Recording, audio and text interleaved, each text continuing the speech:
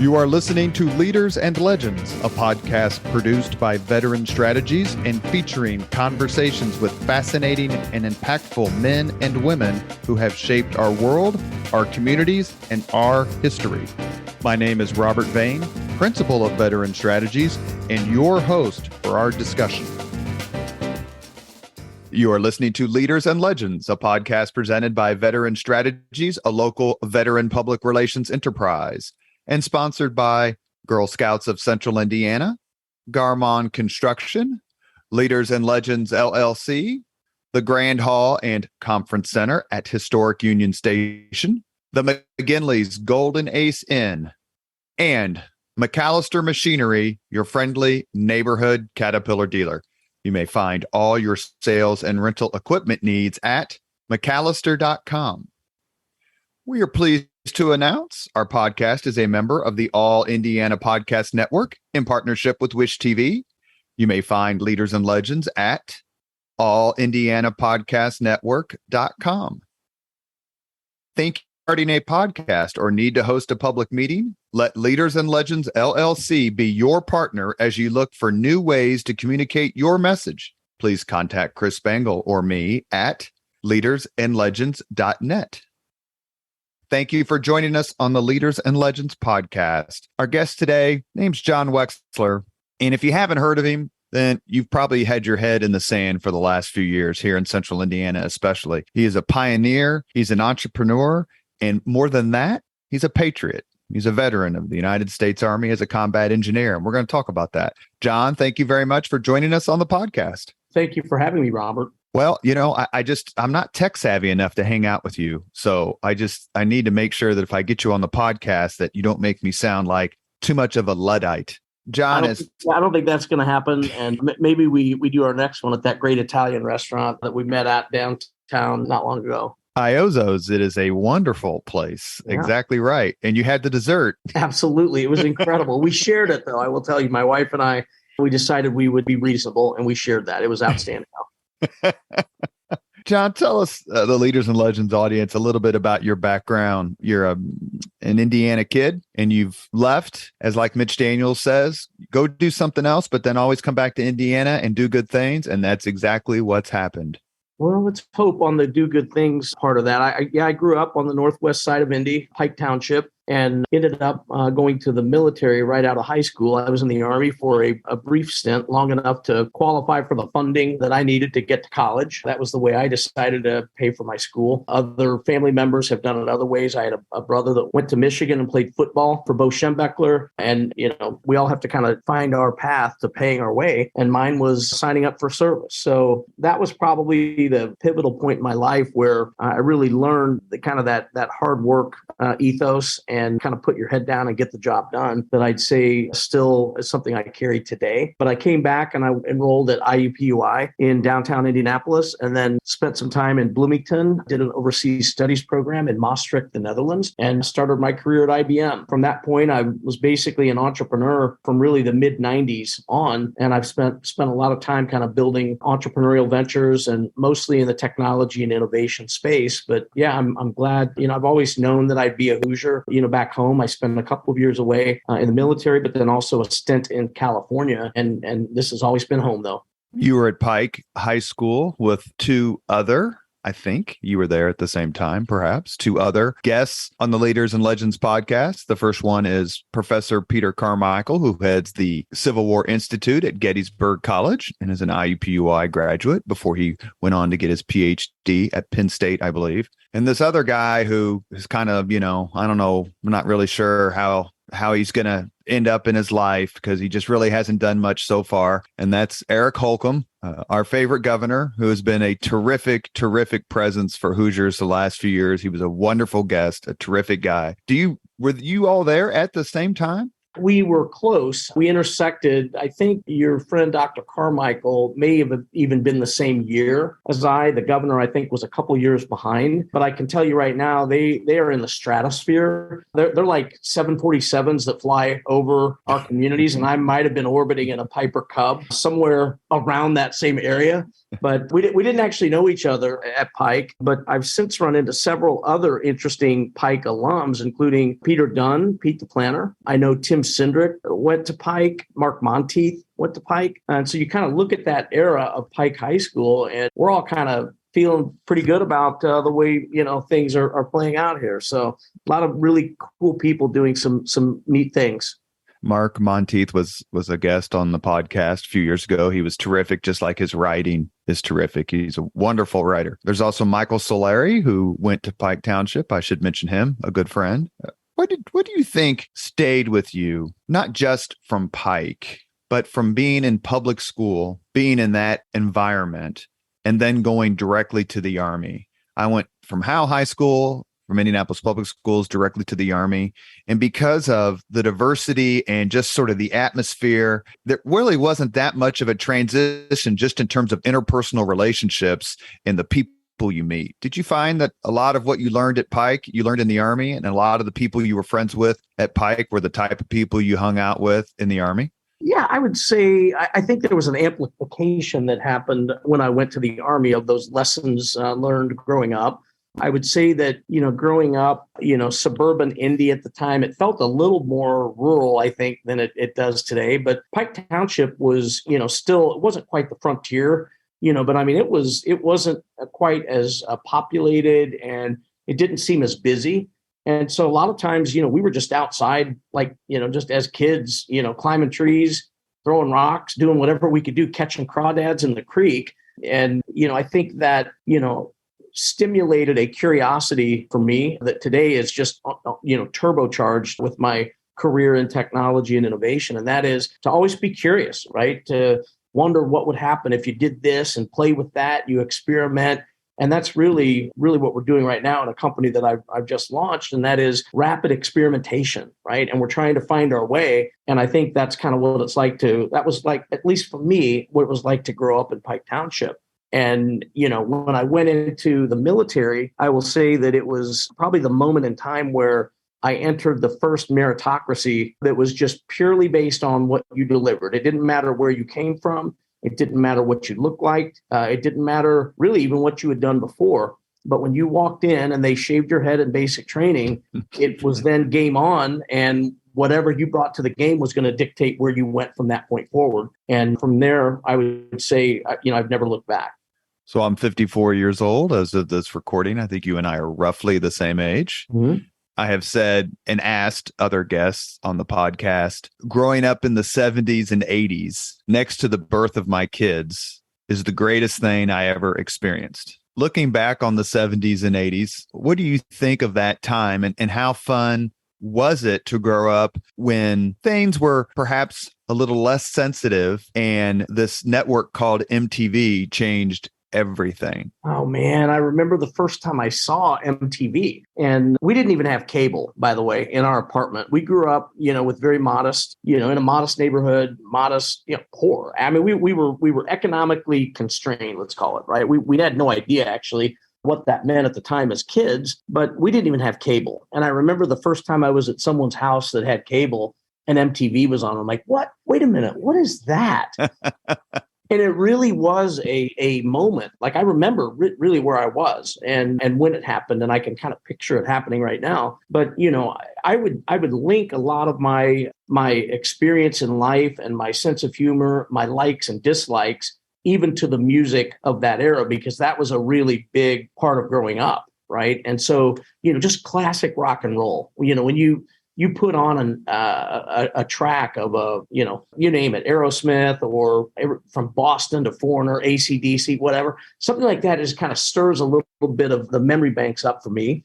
And I will say that kind of growing up in that era, you had 3 channels and you had to get up to change the TV, by the way. You didn't even have a remote. And I don't know, it gave you the ability to focus, right? You didn't have such a wide array of choices that you just went from one to the next to the next. You'd go deep dive on building a treehouse or, accomplishing something. And, I know that we grew up, Ben Morgan and I lived across from each other in this apartment complex. And we still text to this day, like a long time ago, 40 something years ago. And we would just, after school, it was always a regular routine where we'd meet up outside, we'd craft the plan for the day, right? We'd go do something, and it just feels like entrepreneurship to me, right? Where you have your old friends, you always meet up, but you have a plan and a method. And yeah, it was great experience growing up. I wouldn't change 1 ounce of it. Is there a particular music video that if you saw on YouTube, if I sent you the link, you'd be like, oh yeah. That's 80s MTV. That's what I remember. Oh my gosh. I couldn't even begin to name them. Gosh, man, you're going to get me in trouble. If I start naming videos, it's again, right? People are going to go, oh, how could you like that? Or, I mean, like we're judgment free here on Leaders and Legends. Yeah. podcast. Right. Okay. Gotcha. Let's just say, yeah, there are several. I won't name any of them. It takes a lot to volunteer to join the military. My son volunteered. He was 11 Bravo, which is a combat infantryman. He did 2 tours in Afghanistan post 9/11. I have such tremendous love and respect for him to step forward and do that when he didn't have to.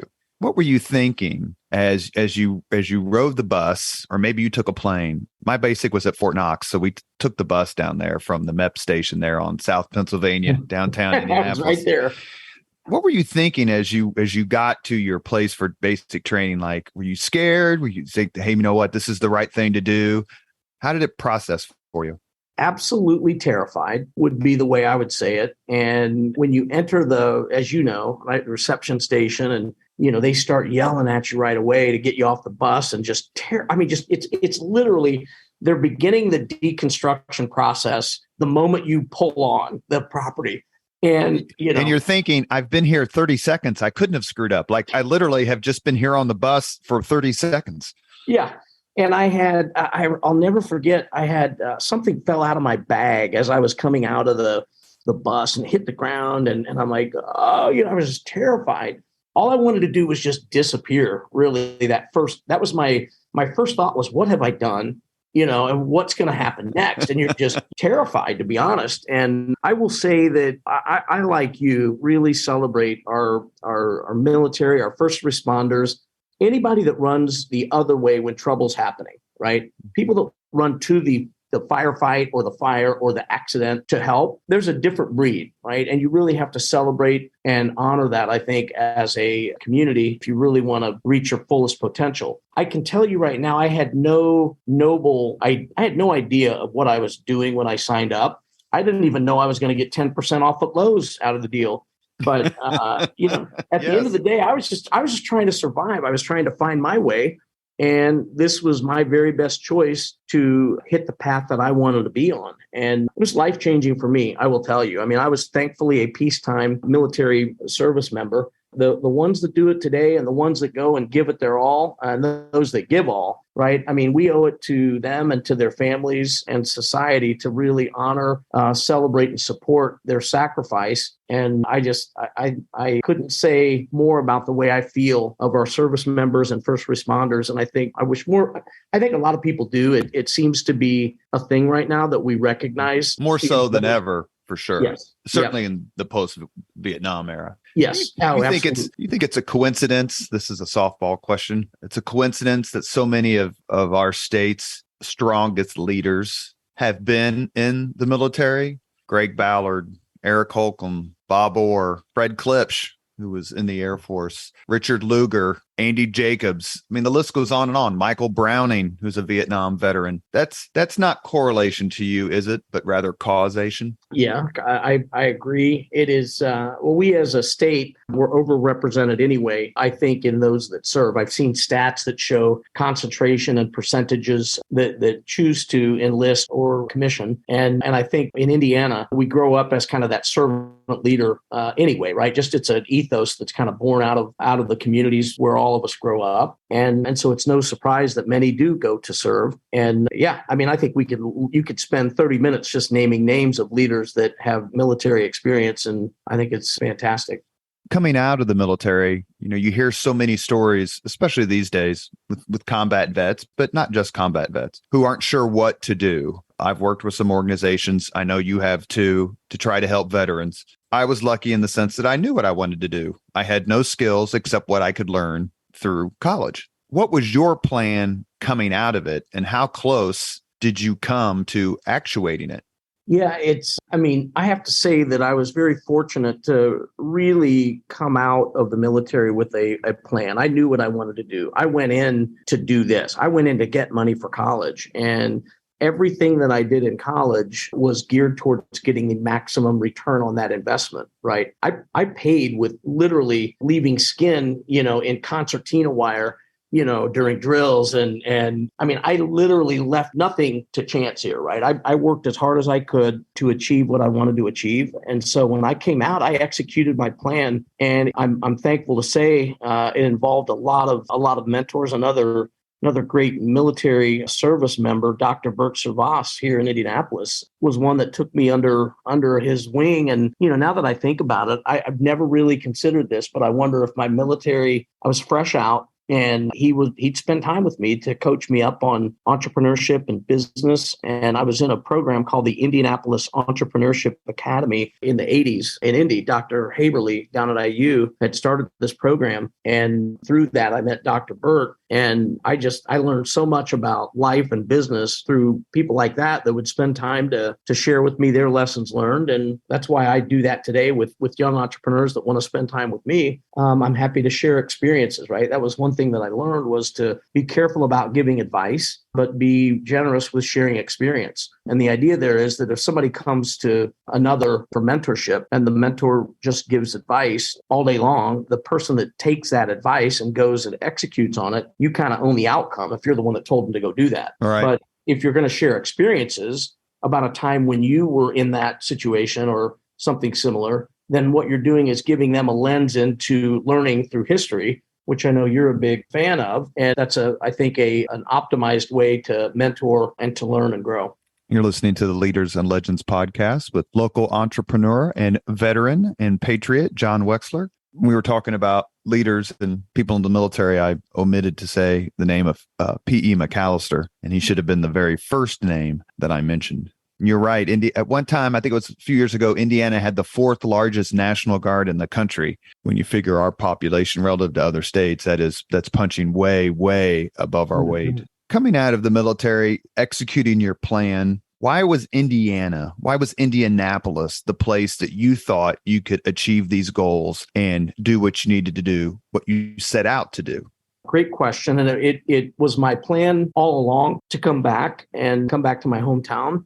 But it was subject to review. And I'll tell you that coming out of the military, you can elect to be a resident of any state, right? And I was in Texas at the time at Fort Hood, and no state income tax, Florida, Carolina. There were a few places that were very attractive as a veteran to say, well, wait, maybe I just go there and start my life there. I had friends that were going off on oil rigs and making killer money, and people that were going off and doing all kinds of other exciting things. And it challenged my thinking early on as to whether or not I wanted to really just come back and go to college, right? I ended up doing that, thankfully.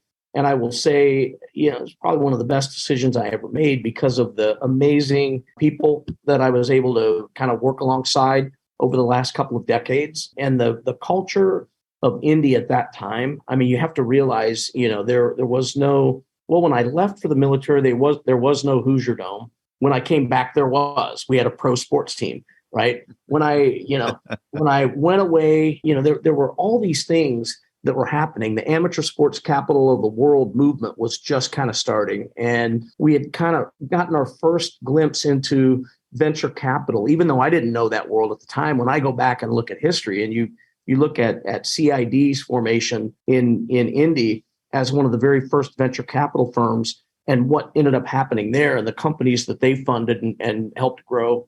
I think that was a time where Indianapolis as a city and central Indiana as a region was really starting to grow up. And I mean, I cannot think of a better time to be involved as a young, excited and excitable leader. And I just thrived. I mean, I can't think of a better place for me back in that era. When you came back, as you just said, to a different Indianapolis. But how much has it continued to change in the sense of a lot of what we talk about, what Indianapolis means now as compared to 30 years ago? You travel, you see people, entrepreneurs from all over the world. What do they talk about? What brings them to Indianapolis? It's amazing how Indianapolis is able to, and this is the to the credit of people of both parties and all religions and all orientations and just the general sense of being a Hoosier. Why do you think Indianapolis has the reputation it does? Well, I think you just hit on it, right? That diverse, that tapestry of people that welcome everyone, right? I think we're a welcoming community. We're hospitable. I think our practice with the Indy 500 over generations, right, where you learn that people swing their doors open, invite others in, show them a good time, and then parlaying that into NCAA related events, whether it's, swimming and diving or the basketball championships or the national football championship. I think we have just such a deep history in being an inviting and hospitable community that so many people know that of Indy, right? Not to mention, if they've tried Shapiro's or Long's Donuts, right? Game over at that point. So, I just think, what I hear from people is, quite frankly, they're a little surprised at what industry really exists here and what companies have been started here. And I think that's one area where we could actually do a little bit better, is to pick up a little swagger and a little bit of a chip on our shoulder, I believe, in telling our story better, right? I think that we should really be proud of the companies that have grown not only traditional industry, but in the current iteration of tech-dominated entrepreneurship. People are really surprised sometimes to hear that the likes of, Exact Target, Angie's List, you've got, software artistry and interactive intelligence. When you look at these companies that were born here in Indy, a lot of times that story is not radiated around the country. And, I think that's to our detriment. I really think we need to celebrate the incredible entrepreneurial culture that exists in our community, not only in Indy, but central Indiana and our state. And we have a long history of entrepreneurship that's currently being kind of represented by that tech community. How much do our universities help, whether it's Rose-Hulman, Purdue, IU? I mean, we could name them all, Notre Dame, Butler, Marion, list goes on and on. Do we have a unique set of higher learning institutions in Indiana compared to, let's say, our competitor states? Absolutely, right. I mean, if you look at the clustering of the research institutions that exist in Indiana, it's really stunning. I mean, California, possibly the major metros, right, of the East Coast, like a New York or a Boston. But I mean, we are absolutely in the top tier of that. And I think, again, back to this storytelling aspect of, when we think of Indiana, we tend to think of the point institution, right, or the city. We don't think regionally right now, right? I mean, I think that's changing, and I do believe there's a lot of really good things happening in that realm. But when you say to someone you're going to Silicon Valley, they don't think like, well, what city in Silicon Valley? Where are you going, right? It might be Cupertino, it might be San Jose, it could be San Fran, right? If you take that San Fran to San Jose stretch of real estate, you're talking about an hour and a half or 2 hours of driving. You're talking about a very big geography that somehow has managed to create a brand around what they built, which is amazing. I'm not minimizing that. What I am saying, though, is that we could benefit a little bit from trying to lump together Lafayette through Indy down to Bloomington, right? And start to think of that as a technology cluster, or heaven forbid we reach out and pull Muncie into that, or Columbus with a Fortune 500 and very, very rich community there. I think that if we thought more as a region, right, and I don't mean Silicon Prairie, or I don't mean be corny about it, but I mean, let's think about what that cluster of research institutions and talent means to our economy. And I really think that that's a fantastic story that needs to be developed, explored, and continued to be cultivated. You are listening to Leaders and Legends, a podcast presented by Veteran Strategies, a local veteran public relations enterprise, and sponsored by Girl Scouts of Central Indiana, Garmon Construction, Leaders and Legends LLC, the Grand Hall and Conference Center at Historic Union Station, the McGinley's Golden Ace Inn, which is where I'm going to be in about an hour, and McAllister Machinery, your friendly neighborhood Caterpillar dealer. Our guest on the Leaders and Legends podcast is entrepreneur, veteran, and all around tech genius, John Wechsler. John, is there a particular Hoosier leader and or legend you admire most? Man, that's a tough challenge to pick one because I am motivated and I'm coached and mentored by so many that I'd really be doing a disservice to really pick one. But I can, go back to this concept of mentorship and leaders that led by example, and they inspired really me and probably a generation. But so I'm going to cop out and not name a name if I can, and talk about, in abstract, what I think that meant to me. And that really boils down to me that I learned from a lot of people, a lot of times through storytelling, not through firsthand experience.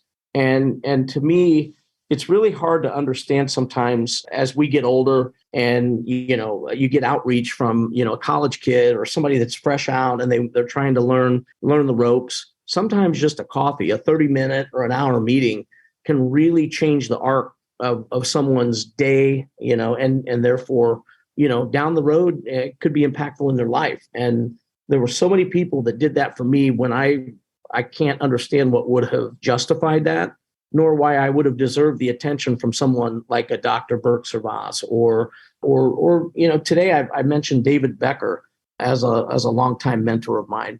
This is a guy that really has no reason at all to, at the time, right? You go back 20, 30 years ago, why would he spend time with me when asked? And he did. And I'm just eternally thankful that I was able to learn from today's current legends, right? You talk about that, and then have a peer group of amazing entrepreneurs and tech innovators that all kind of count each of us as community members and aren't afraid to engage. Even sometimes, I will say this, Robert. I mean, the one thing that we've really lost is kind of that old guard ability to disagree without being disagreeable, right? And I have friends still to this day that we can even disagree a little bit on even big issues, but we still manage to be able to get together and talk, discuss, cuss, and discuss, right? I mean, but at the end of the day, we know we're still friends, and that's something I'd like to see a little bit more of, to be honest. Is that prevalent in the tech community, the ability to set aside differences because the projects or the causes on which you're working are so important and impactful? I think so, actually. I mean, not getting too deep into it, but I mean, I do believe that tech, like military service, is one of the pure meritocracies, right? It really doesn't matter what your orientation is, what your way of thinking, what your politics are. If you're together to solve a problem and you have the chops to build the code, to solve the problem, to do the math, right? If you can bring the goods, you're welcome on the team. And I think it's a great equalizer at the end of the day. I think entrepreneurship in general is really a great equalizer. And I think it's something we really need to inspire the next generation of youth to engage with. But tech enabled or innovation driven enterprise is a pursuit that changes lives and changes communities. There are a lot of public relations entrepreneurs. Some people call them boutique shops. My company, Veteran Strategies, is one of them. It's just me, and I could name several others, all who do amazing work, wonderful people. But then there are folks who have a full-time job, for lack of a better term, and are thinking about starting out on their own or thinking about starting their own shop. And I'm sure you've talked to hundreds. I've talked to dozens. And one thing that nearly everyone says is something that I said, and I'm wondering if you said, and that is, quote, "I just don't know if I have what it takes to be an entrepreneur," close quote. How do you talk to someone in a way that's giving them the best advice you can give without crushing their dreams? Well, I mean, look, I think the best thing we can do every day, all day to everyone is to be honest, right? First of all, let's start with that. And if I see something that would tell me entrepreneurship isn't right for someone, I actually will say it. And I actually have some friends that have tried it and it wasn't right. And I've seen what happens there. And it's not great, right? And crushing, I don't view it at all as trying to crush their dreams. I think it's about, let's find everybody's highest and best use. Let's find our spots.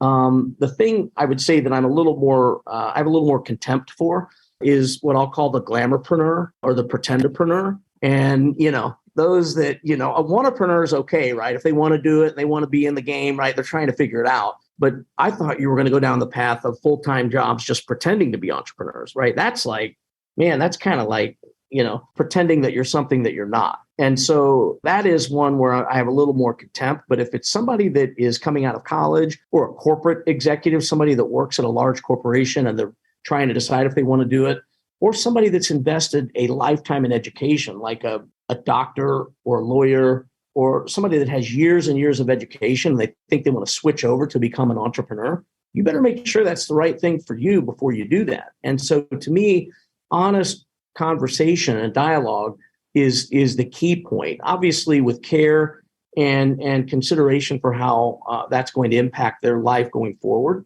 But some of the best conversations that I've ever had with people about entrepreneurship are ones that ended up with both of us agreeing they probably shouldn't do this with their life. And I think it's one of the best things we can do. Not everybody's cut out to be an entrepreneur.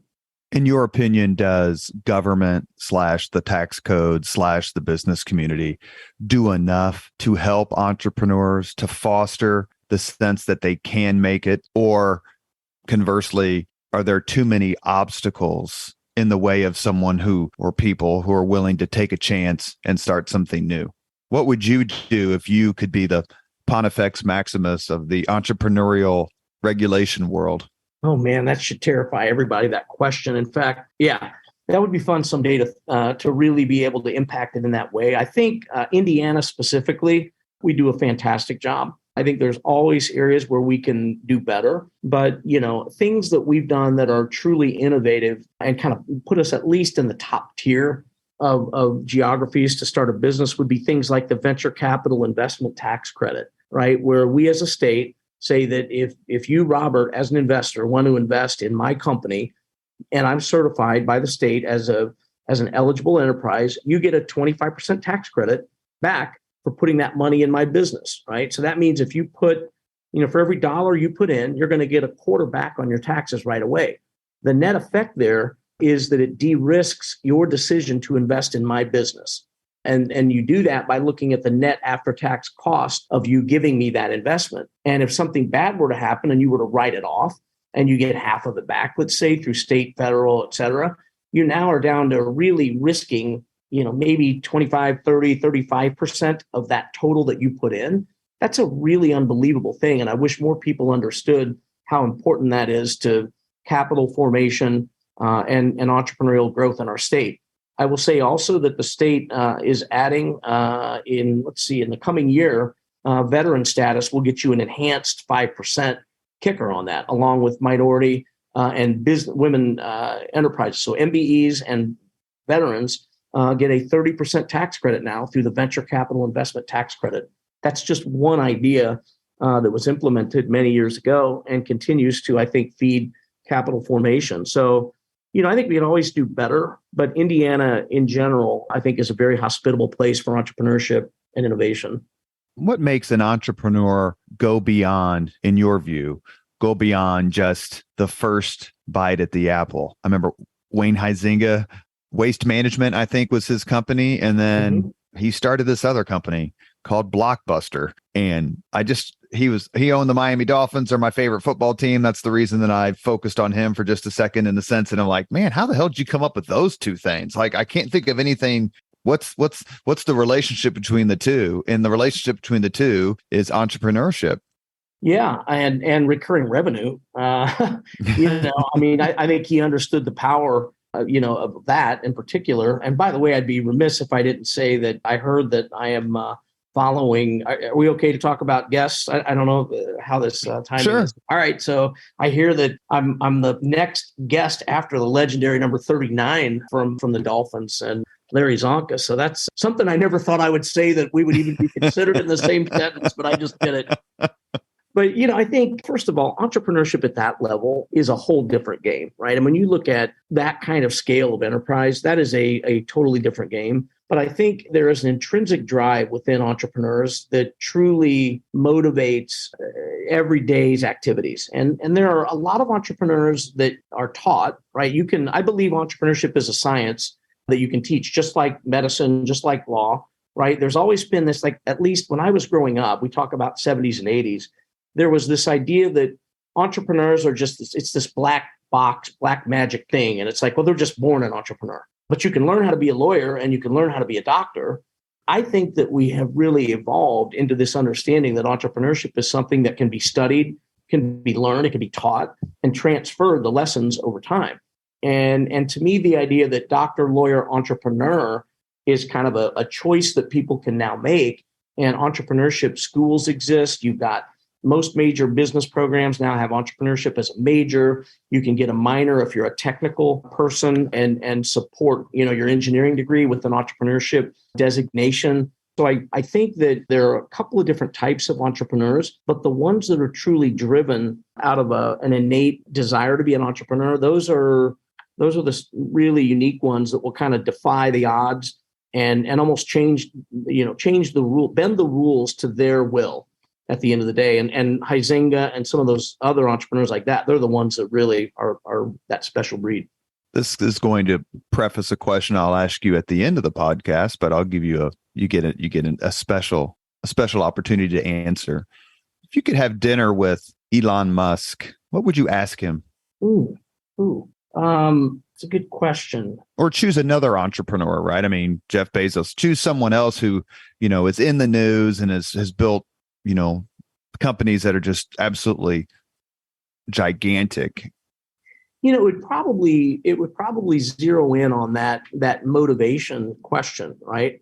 What is it that gets you out of bed, when you are, at that level, or even successful entrepreneurs or social entrepreneurs, right? How do you continue the drive? I mean, I'm incredibly motivated at my age and at my stage of career. And so I don't feel like I necessarily have a problem with that, but I do wonder, I'm like, at a certain point, what makes you want to continue to start that next company and invest that next decade in another challenge? And I think that is something that I'm always curious about. How do you focus that energy and that drive? And what is it ultimately that drives somebody like an Elon Musk? That's would be a fantastic dinner for sure. Which is harder, creating a company and make it sustainable, or scaling it, growing it beyond the initial seed? So which is harder? In my experience, and I don't have a ton, I don't know. I mean, it's an opinion. Let's take it at that. I think starting something, for me at least, it's never easy, but I kind of a little bit have a formula for exploration and understanding how you find fit, how you find product market fit. And I'm a big believer. We've had several conversations today about the importance of focus on like, what product are we making, how are we going to do this, and had an interesting twist on this idea of what focus really means. And if in the early stages, the focus of an enterprise is to find that product market fit and get traction, that might actually mean a series of experiments that are very far and wide, right? And you may be trying a bunch of different things. And while you're focusing on maybe a horizontal process that goes across all these different product ideas, you're not focused on an individual product to launch it until you know for sure that you have that fit. That's where the scale comes in. So I think when you're in a business that's scaling, the thing that would make it relatively, I think, more manageable is that you already have that product market fit and you are into a little bit of the management science of building a company. Michael Cloran is a friend of mine here in Indy that he's a partner at Developer Town. And he talks about management science. Once you hire an HR director or you get a company to, let's say, 100 employees, you're kind of leading through others at that point.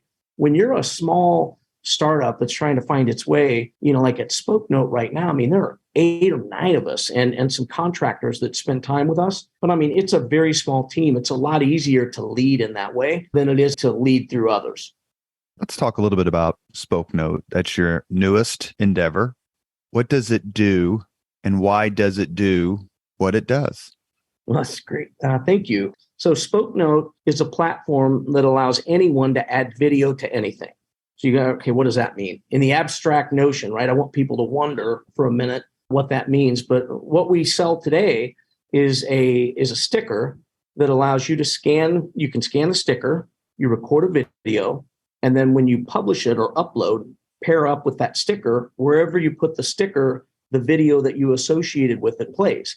So in a lot of ways, you think of it as the digital equivalent of the sticky note, right? So if you're an Airbnb host and you want to show someone how the coffee machine works, you just do a scan, smile, share. Scan the code, smile and record your video, put the sticker on the coffee machine, and the next person that scans it will see that video. That's at its simplest form what we do. What's the market for it in the sense, is it something that where demand has created the need for supply? Or is this so innovative a new idea that it's people are like, well, I didn't know that I wanted to do that, but now I do? Yep. It's a great question. So I think it's a confluence of a couple of different things. First of all, let's talk about kind of the macro, what's going on here. And the QR code was on its way to obscurity really before the pandemic hit. And I've always said that the QR code was the comeback technology of the pandemic, right? I mean, you can't go into a restaurant today without seeing QR codes and scanning it to order or get information or something like that. So number one, there was a technology adoption that happened during the pandemic that made QR code-based communication very, very prevalent. Second, people are working from home and working from anywhere, and we're all remote and disconnected a little bit. And there's a need, for instance, to onboard remote employees like it was never even a thing before. And now all of a sudden there are companies that specialize in it. And so now we give the CEO of a company, whether it's 5 people or 50 or 500, the ability to record a message, put it in with the onboarding box, and then have the employee receive that package and view the video. So we're solving problems that are currently being solved with other methods. For instance, we were talking today about the floral industry. And I asked the question, what problem does sending flowers solve? Not like, what did you do to have to send flowers, but what makes someone send flowers? And the idea is that it's a way to convey emotion. It's a way to convey a sentiment. It's a way to do this, that, and another. And I think you can do a search and replace and put Spokenote in place of some major gifting categories and say, okay, I think we enhance that gifting category, but we are a way to convey emotion, sentiment, and really bring the world closer together using video. And that's what we're building as a platform that will do that at scale. We have a few minutes left on the Leaders and Legends podcast with entrepreneur and Army veteran John Wechsler.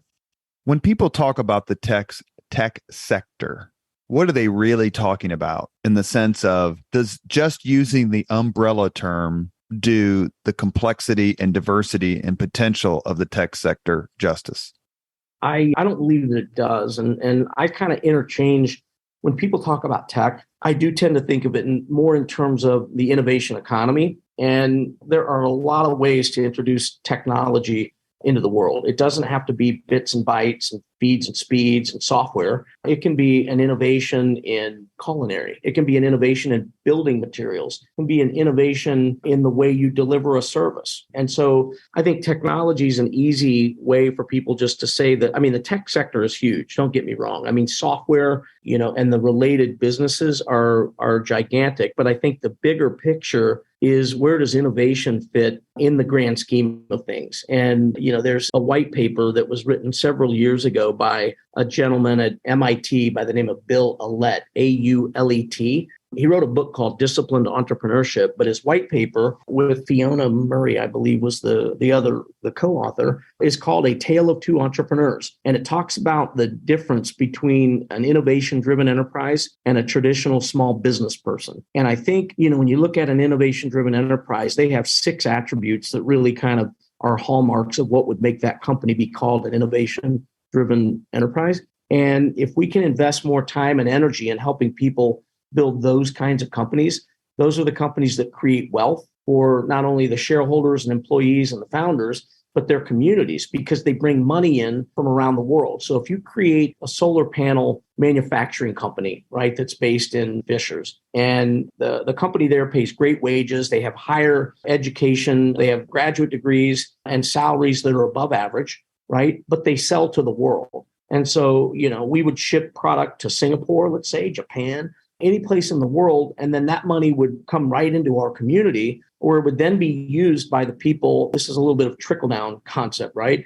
That you have those high paid workers that then use it in the traditional small businesses, like the dry cleaner, the pizza shop, and those kinds of shops, right? That tend to work in a trade radius, and they only sell to a smaller audience. They tend to create less wealth than those innovation-driven enterprises, but they are very, very important parts of our local economy because they circulate the capital that's in that community.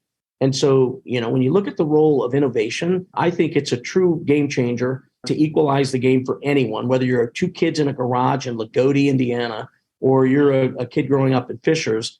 We all have the same opportunity to pursue a career, learn how to code, and build an innovation company. And that's really where I've spent most of my career. What was the last invention or innovation that you read about or saw that made you go, damn, I wish I'd have thought of that? Oh, man, there was one the other day because I said that out loud. But I will tell you, I read yesterday about the first known software developer in the world. And it goes back, you'll appreciate this, I think, as a history fan. It's an 1840s, maybe 1850s vintage. And it was the daughter of a poet. And she is believed to be the very first person to conceptualize an operation that today would be viewed as software code, right? And it had to do with meeting a mathematician and a philosopher and hearing stories from them. And she put that in to a construct, and her name was Ada. And for those that are in military or have spent time in the military and in or coding, Ada is a language actually that was developed in the 70s by the U.S. military, and they paid homage to Ada, the daughter of the poet, as the known first software developer. And that was one that I just read about yesterday. I didn't know that. And I think it's really cool that we can celebrate that the very first coder was actually a girl named Ada.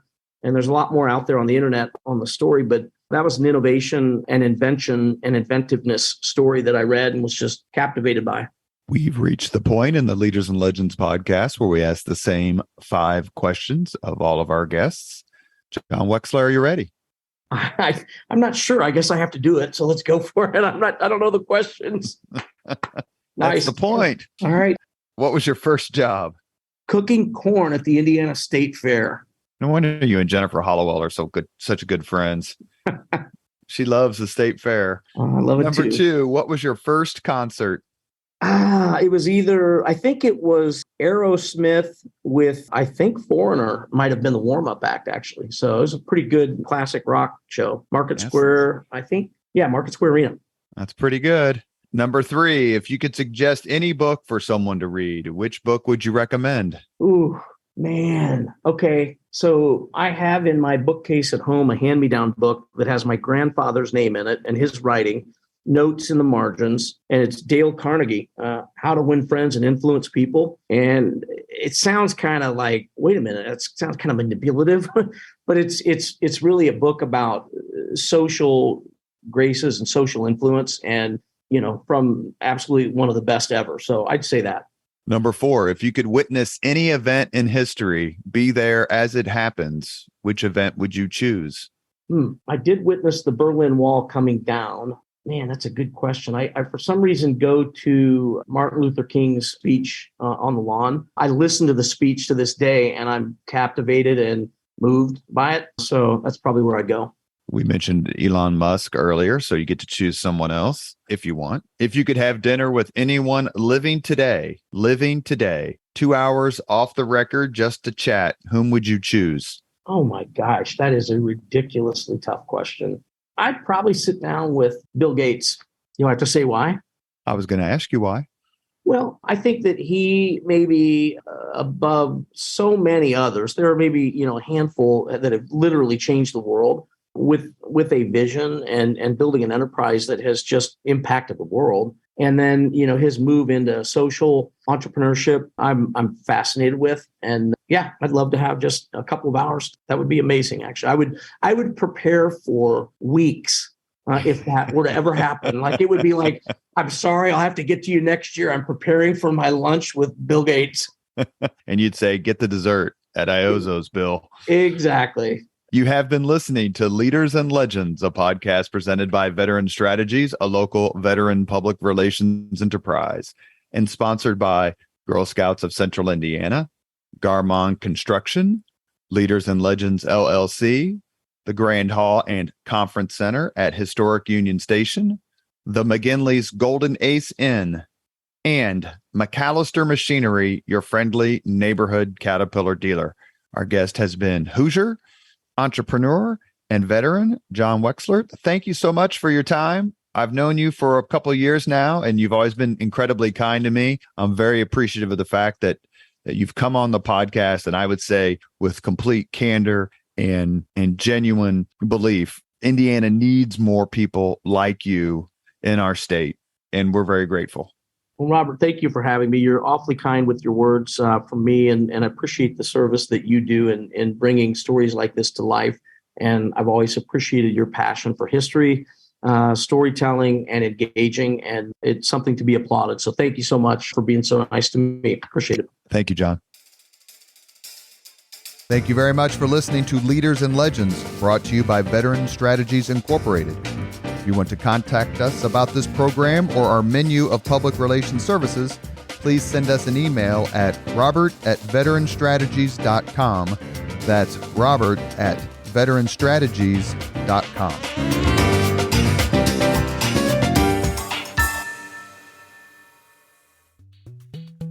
This podcast was produced and edited by Chris Spangle and Leaders and Legends LLC. If you're interested in starting a podcast or taking yours to the next level, please contact us at leadersandlegends.net.